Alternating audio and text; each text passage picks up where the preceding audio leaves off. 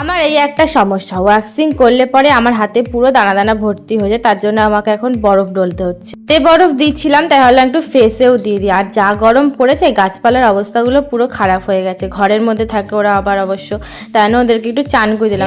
কতটা সহজ লাগছে ওদেরকে দেখতে।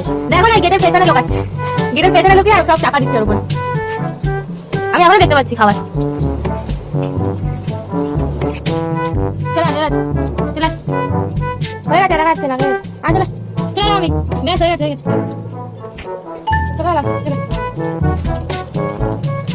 দেখতেই পারলে ওর কান্নটা, একটা লুচি খেতে দিয়েছি, সেটা লোকানোর জন্য পাগল। তোমাদের ওখানে কুকুরগুলো কি এরকমই করে? খাবার দিলে খাবার লুকিয়ে আসে না খেয়ে? আমাদের এখানে এগুলোতে এরকমই করে।